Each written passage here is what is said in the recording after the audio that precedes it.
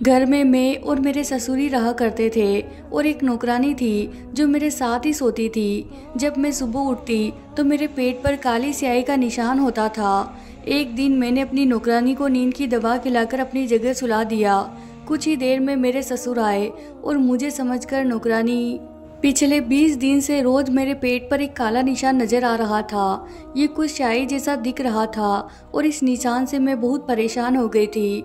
कौन था जो रोज रात में यह निशान मेरे पेट पर लगाता था? मैं जब भी नहाती तो ये निशान हल्का हो जाता था, पर दोबारा रात को फिर से उसी जगह ये निशान मुझे दिखता था।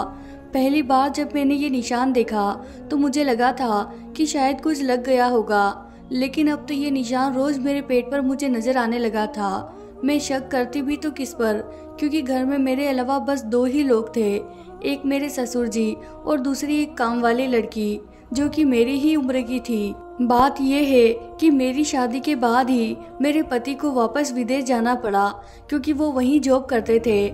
मेरे ससुराल में मेरे ससुर जी ही थे। सास की तो बहुत पहले ही मृत्यु हो चुकी थी और मेरे पति ईशान अपने माता पिता के इकलौते बेटे थे, लेकिन जॉब दूसरे शहर में करते थे। मेरे पति अक्सर मुझे कहते थे कि तुम्हारा वीजा लगवाकर तुम्हें भी अपने पास बुला लूँगा। मैं अपने पति के जाने पर बहुत उदास थी, मन नहीं लगता था घर में। वो तो अच्छा है कि घर में एक नौकरानी भी थी जो दिन रात रहती थी, वरना तो घर में मैं और मेरे ससुर जी ही अकेले होते, लोग तरह तरह की बातें ना बनाएं। इसीलिए मेरी शादी से कुछ दिन पहले ही एक नौकरानी को दिन रात के लिए मेरे पति ने रख दिया था। पूरे घर का काम वही करती थी और रात को मेरे साथ सो जाती थी। वो भी जवान लड़की ही थी। पहले तो मेरे ससुर जी का ज्यादातर समय अपने कमरे में ही गुजरता था या फिर लाउंज में टीवी देखकर। मेरे ससुर जी थोड़े अलग तरह के इंसान थे। खाना खाने से पहले 15-15 मिनट तक हाथ ही धोते रहते थे। फिर भी उन्हें शक होता था कि पता नहीं कौन सा हाथ ठीक से धुला है और कौन सा नहीं। पूरी तसल्ली करने के बाद ही खाना खाते थे। हमेशा टीवी देखते रहते। मुझसे वो ज़्यादा बात भी नहीं करते थे, बस जब भी काम होता तो बुला लेते थे, नहीं तो कभी आवाज़ ही नहीं देते थे। मैं पूरा दिन उस नौकरानी से घर के काम करवाती और साथ साथ बातें भी करती रहती थी। शुरू के 2 महीने तो ऐसे ही गुजर गए। ईशान से भी मेरी हर 2-3 दिन पर ही बात होती थी। मैं हर बार उनसे अपने वीजा के बारे में जरूर पूछती, लेकिन वो यही कहते थे कि कोशिश कर रहा हूँ। जब कभी मैं नौकरानी से अपने ससुर जी के कमरे में सफाई करने को कहती तो वो नहीं करती थी। कहती थी, दीदी आप भी मेरे साथ चलो, मुझे अकेले डर लगता है। बार बार मुझसे कभी बैठकर चादरें बदलवाते रहते हैं, कभी कभी झाड़ू लगवाते हैं, कभी कहीं। उसकी बातें सुनकर मैं तो हंसने लगती, तो कहती, नहीं दीदी मुझे सच में उनसे डर लगता है, उनकी नज़रें अच्छी नहीं है। क्या आपको पता है, कल मुझे कहने लगे, इतनी गर्मी है, मैं कमरे में नहाने जा रहा हूँ, तुम चाहो तो दुपट्टा उतार कर काम कर लेना। मुझे उसकी ये बात बहुत अजीब सी लगी, तो मैंने यह कहकर टाल दिया कि बेटी समझकर तुम्हारा ख्याल किया होगा। वो कहती, जाने भी दो दीदी, मैंने तरह तरह के लोगों के घरों में काम किया है, सबकी नज़रों को अच्छी तरह से पहचानती हूँ मैं। ये बोलते हुए वो किचन में चली गई और मैं भी अपने कामों में लग गई। लेकिन अब जो मेरे साथ हो रहा था वो कुछ अजीबोगरीब था। आखिर कौन था जो रोज रात को काला रंग मेरे पेट पर लगाता था और मुझे महसूस भी नहीं होता था। रात को मैं बहुत देर तक जागती रहती।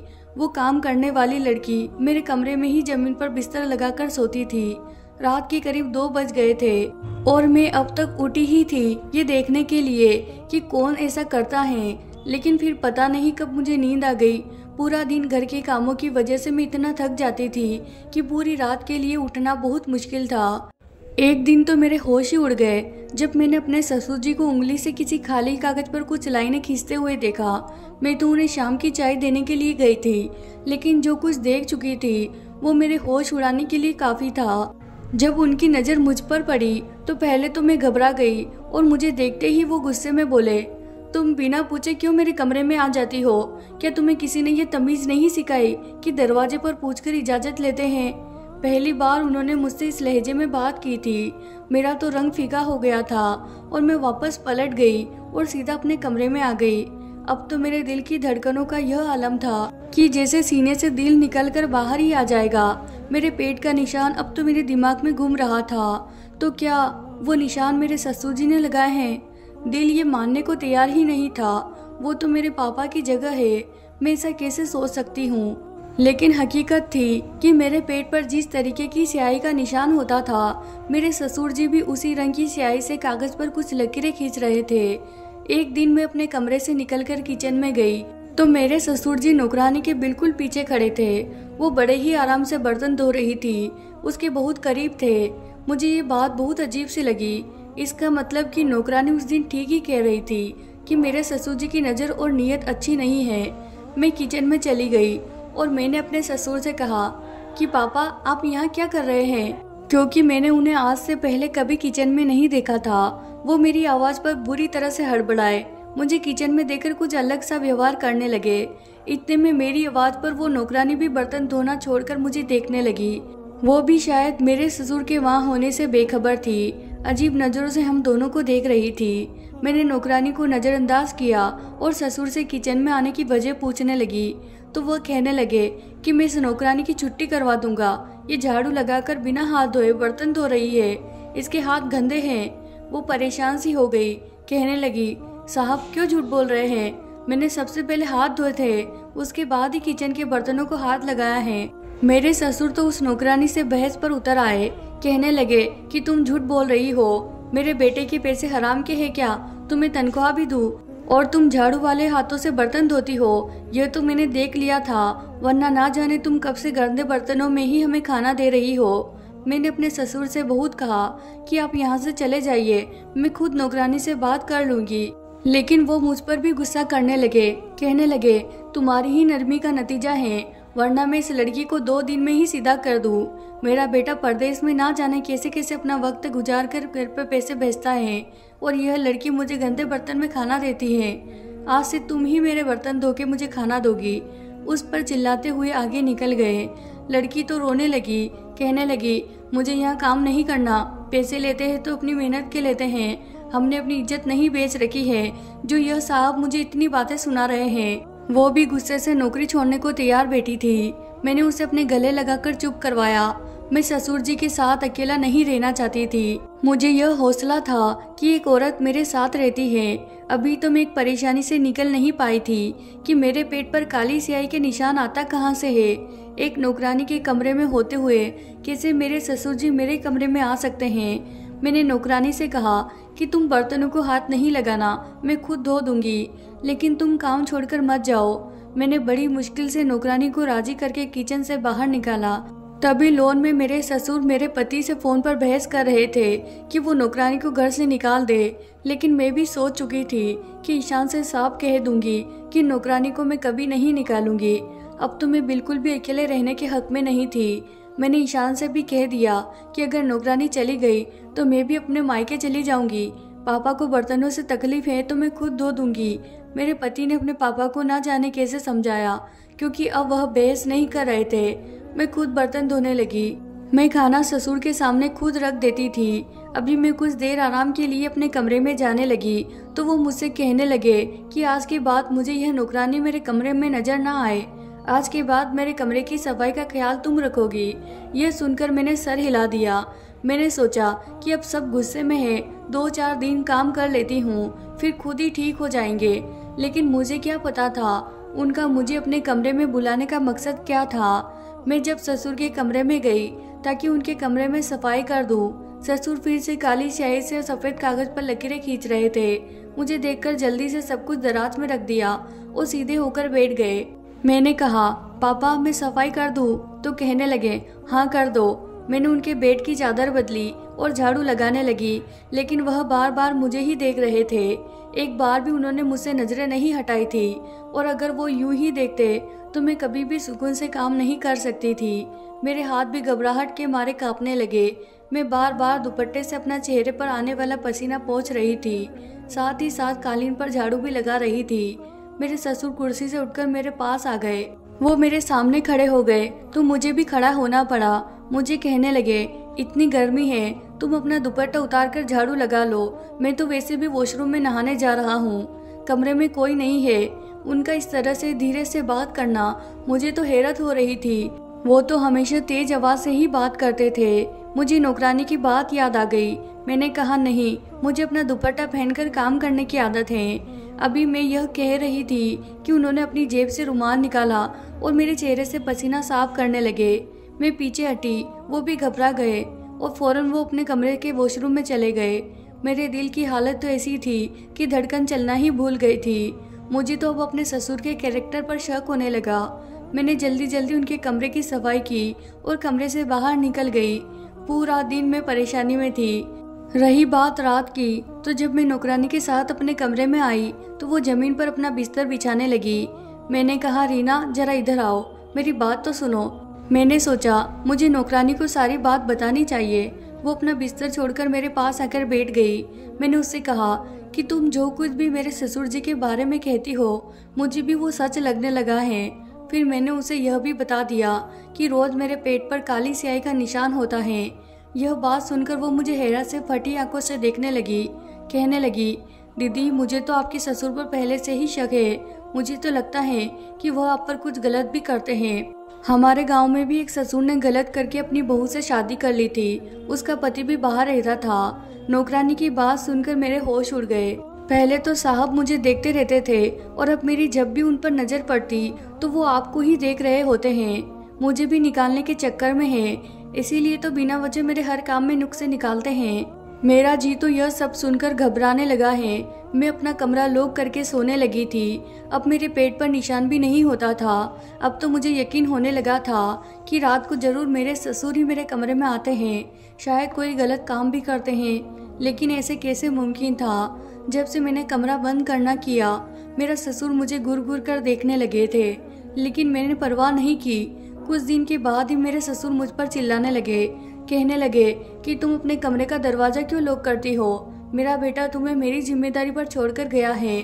मुझे इस नौकरानी पर बिल्कुल भरोसा नहीं है, इसीलिए खुद आकर बार बार कमरे में झांकता हूँ कि कहीं यह सब कुछ चुरा कर भाग न जाए। मुझे तो अपने ससुर की बात का भरोसा नहीं था। मैंने रात को ईशान से कह दिया कि मेरे वीजा का जल्द से जल्द बंदोबस्त करो, मुझे उनके पास जाना है। जो बात मुझे ईशान ने बताई, यह सुनकर तो मुझे रोना आने लगा। कहने लगे कि पापा ने मुझे तुम्हारा वीजा लगाने से सख्ती से मना कर दिया है। कहते हैं कि बहू को बाहर नहीं भेजूंगा। मैं यह सब सुनकर रोने लगी। मैंने कहा, ईशान मुझे यहाँ नहीं रहना, या तो आप वापस आ जाओ या मुझे अपने पास बुला लो। कहने लगे, बस 1 साल की ही तो बात है, मैं वापस आ जाऊंगा। 1 साल के लिए रह लो। मैं इस बात पर भी नहीं मानी थी, लेकिन ईशान अपनी मजबूरियां बताने लगे। 1 साल के बाद उन्हें पैसा मिलने वाला है, अगर अभी आ गए तो नुकसान हो जाएगा। मुझे टेंशन होने लगी थी कि ना जाने वह क्या चाहते थे। मैं तो अब सांस भी नहीं ले सकती थी। अब तो उन्होंने अपने सारे काम मुझसे करने शुरू कर दिए थे।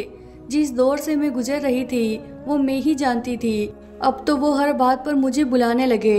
मैं अपने कमरे में दोपहर को आराम करने भी जाती तो एक हंगामा मचा देते।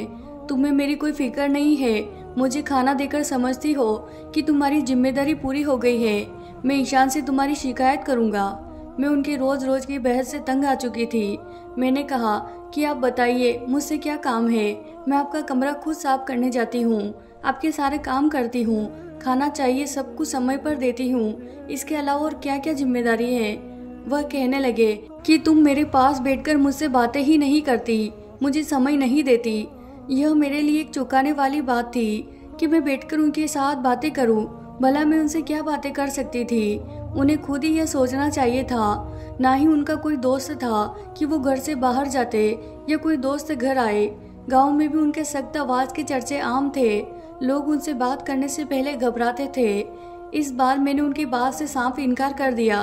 मैंने कहा कि आपको मेरी शिकायत लगानी है, शौक से लगा दीजिए, लेकिन मैं आपके साथ बैठकर बातें नहीं कर सकती। एक बहू होने के नाते मैं जो कर सकती हूँ वो मैं कर रही हूँ। इससे ज्यादा की उम्मीद आप मुझसे ना ही रखे तो बेहतर है। मेरी बात सुनकर वो और गुस्से में भड़क गए, लेकिन मुझसे कुछ नहीं बोले। वो अपने कमरे में वापस चले गए। नौकरानी भी वहीं खड़ी सारी बातें सुन रही थी।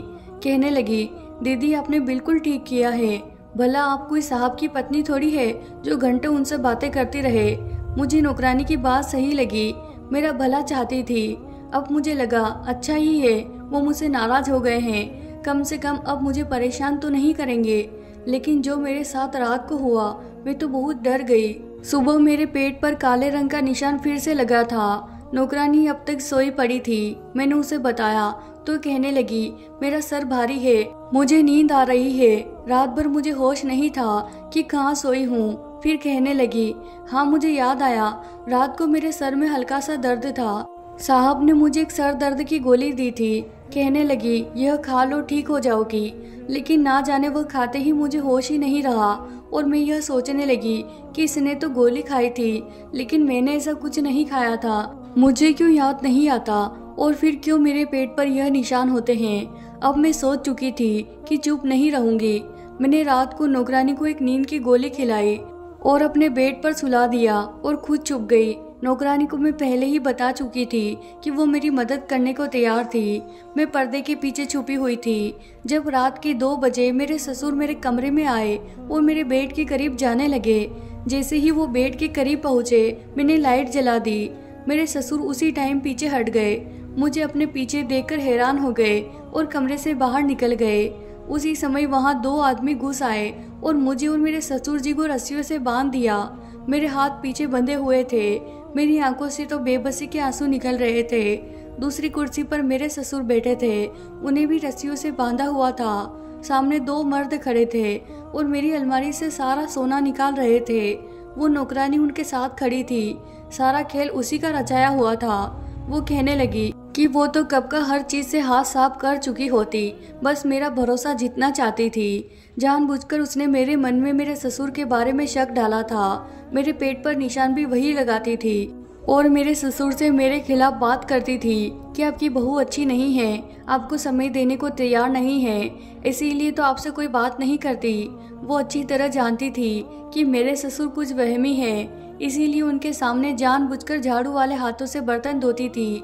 चाहती थी कि हम ससुर और बहू एक दूसरे में उलझते रहे और वो अपना काम कर जाए।